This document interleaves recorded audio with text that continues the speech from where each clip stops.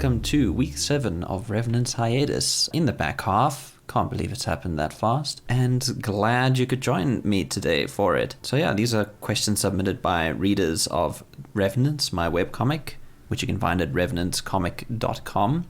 And on that site is also links out to the likes of Webtoons, Tapas, Comic Fury, Fur Affinity, Patreon, and Ko-fi. If you want to read and or support the comic, those are the links that you're going to want to hit. One problem I've come around to this week is I'm starting to run out of behind the scenes videos because I'm not exactly putting up the behind the scenes for chapters 11 and 12 just yet. So I'm going to have to start thinking about what's going behind these words. So if you have any ideas on that, let me know. And if you have any questions you want to submit for the comic, be they about the comic, about the process, about the characters, about the setting, so be sure to go down to the description and submit your questions. We've only got a couple weeks left and then we're back to regular comics. So if you've enjoyed these Q&As, I would appreciate you submitting some questions for the last couple that are going to be coming around. So today's again a couple questions from a couple different people. Going to kick this one off with djbman, who's one of my free patrons and gets the free content mirrored onto Patreon. So the first question is, who was Todd's dad? And this kind of falls back into the question from Mountain Goat a few weeks back about Todd's mom, in that neither of them kind of show up in this version of the story. There's lots of hints and allusions, and Todd saying it outright in chapter 5 that he and his family fled the Civil War. So both his parents, and I would know my parents are both working professionals, so Todd's kind of probably in that same boat. Both his parents are professionals in some field. I'm going to guess something like engineering. Maybe that's why Todd's studying engineering too. And yeah, there's not really much thought into who they are and what they're up to, except that they're living it up in another town while Todd's off studying in a college town a few, maybe a couple hours drive away from where they live. So they don't feature much, so I've never really fleshed them out. Safe to say, they can afford to put their son through college. They managed to get away from the Civil War before it really went down. They're probably okay. They're probably comfortable and well looked after. Next question from djbman. Are Todd and Emma going to get together, or is it platonic? Again, I kind of ummed and ahed about if that was going to be another sort of obstacle for Todd to overcome. The main burden on his and Josie's relationship is that he's hiding from her, that he's in this situation, that he's killing to save other people, and that he doesn't want people to suffer the fate that he has these dangerous abilities he's barely in control of, and he wants to save other people from that.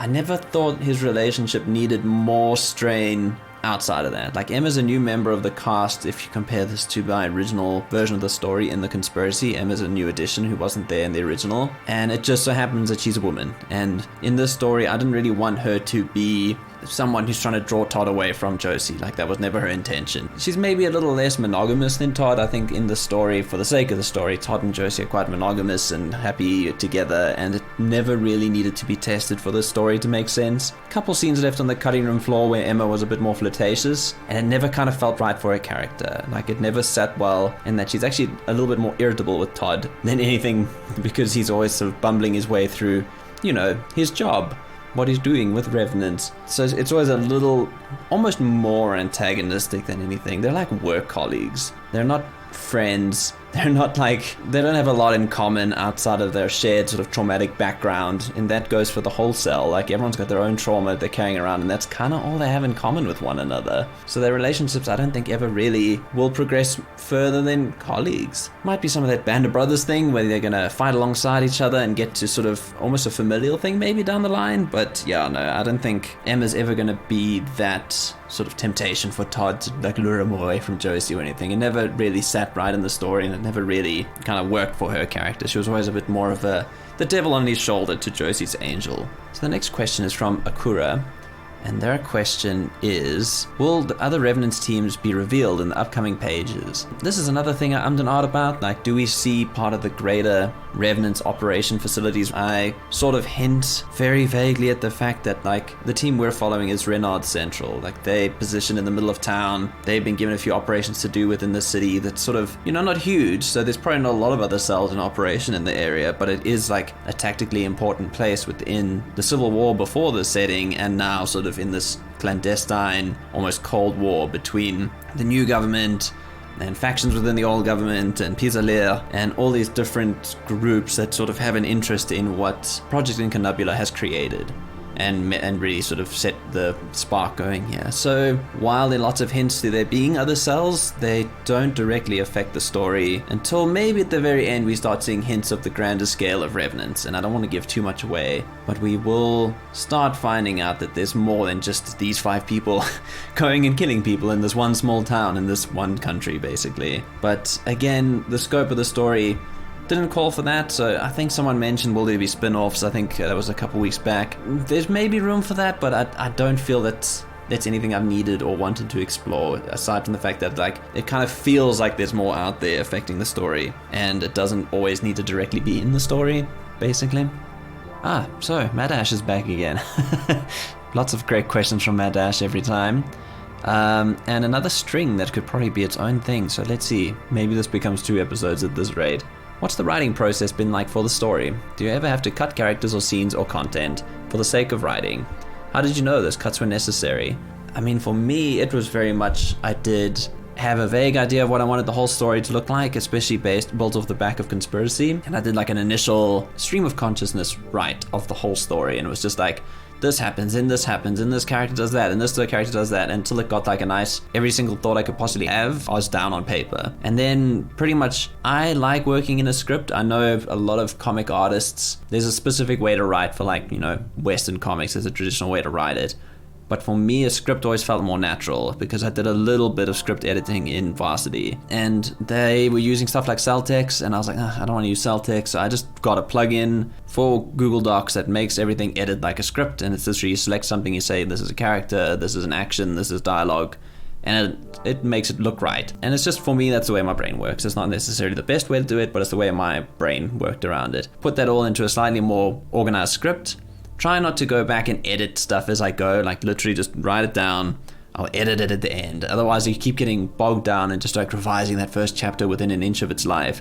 So try to get everything down into sort of a more refined format. Then once I got to the end, start over. By the time I got to the 3rd or 4th draft, I was asking friends to read it as well, and they had some great observations. And what I ended up with was like the 6th draft of the script is when I started drawing, and technically the comic is draft like 6.5, 7, because stuff will change as I put it to page and as I try layouts out and put text onto now finished art that maybe doesn't work right or something needs to be clearer.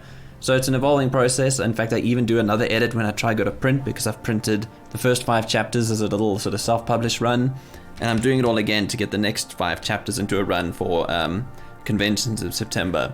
So there's always refinement going on, but at this point with the art nailed down, a little more limited than it was sort of 2 revisions back. And there were plenty of, there's definitely stuff I cut, mostly along the line of clarity, because there were definitely like times I'd go, this muddies up this, or that doesn't make that so clear. Very much flying by the seat of my pants, revising stuff, going, okay, no, that's not working anymore. To be honest, a lot of the cut content was just like, I had to remind myself every once in a while, I have to draw these pages. I'm not just giving this to someone else to draw. So it was very much like, how do I make my life better by not having to draw every single thought that pops into my head? I had an entire scene, a major one I cut out actually, which I still kind of thought would have come back to, but it just kind of slowed down the pace of the story too much, especially in the first half, which is already quite slow. Is in chapter 4, we jump straight into the cell operating as normal. They've known each other for weeks and possibly months already at that point. And everyone just knows each other and they're already training together. And I had one brief scene which was like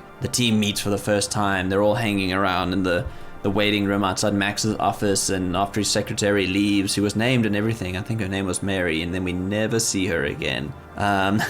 So she got cut. But they would have like a whole like, oh, here's the bunker, we're gonna walk you through the bunker. And it works. I think that kind of scene works well in a movie because, I don't know, it feels like you're describing the world in a very organic way when you're showing characters around things and they're being your audience eye into a scene like this. But in the comic, I had to draw all of that. So I was like, I don't want to like spend all this time having them all meet each other and then again show them training in like later on. It always felt a little like the flow got a bit too interrupted. So there were a couple scenes like that, I think, but that was a major one that stands out for me, was the team initially meeting. And I kind of prefer how we ended up with them having known each other a little while, and we as the audience have to catch up initially, but we understand where we are because we've got enough leading us in to get there. There were enough breadcrumbs dropped that we knew where Todd was by the time we got there. Last one for today is from TEEJ, who did the pencils for Chapter 7's cover, and I did the colors on those. Been following TEEJ's work for a while now. I'm going to link them down in the description, and it was actually really cool to start talking to each other over the course of the comic coming out. Kind of both realized we both really enjoyed each other's work for ages and had never spoken to each other, so it's been very cool to start talking to each other a bit more these days. So thank you for the question, TEEJ. TEEJ is asking, any chance to add people's pets to the comic as background characters for a fee? And this is something I've ummed and ahed since before production, was like, if I have patrons or someone who does a once-off fee to have either like their pet or their persona or something appear in the background, how would I do that? And I ummed and I ahed, and I'm like, do I have like a form? Can people submit? How do I keep track of people who have paid and their character appears in the background? And what happens if I don't have enough? And then I got so anxious about it, I never really set it up. So I would love to kind of include people's pets and or characters in the background, and then my brain just goes, but what if someone thinks they've been skipped and it's not fair and they paid and people will get mad at you. So my brain was just like, you know what, let's just make up a bunch of random animals for the background of crowd shots.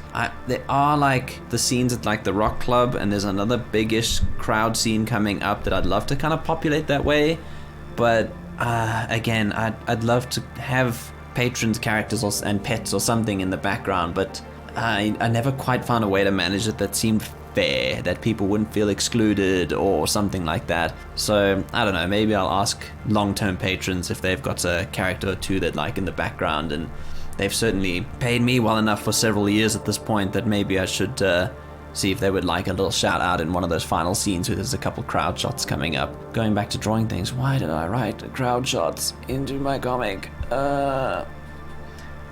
And that's that for today. Thank you for those questions, everyone. It was really good to get a little bit of a smattering from a few different people. If you want to submit some questions, please feel free to follow the link in the description. If you want to read the comic, revenantscomic.com. Links out to all sorts of other websites where you can read it. All of those sources are free to read. And if you want to kick a couple bucks my way every month, you can see full color pages, process videos, behind the scenes stuff. All of that will be on Patreon. There's the Discord if you want to just chat and hang out. And thank you for sticking it out all the way to week 7. We have 5 more to go, can you believe? That's come up really, really fast. I better get drawing on some pages.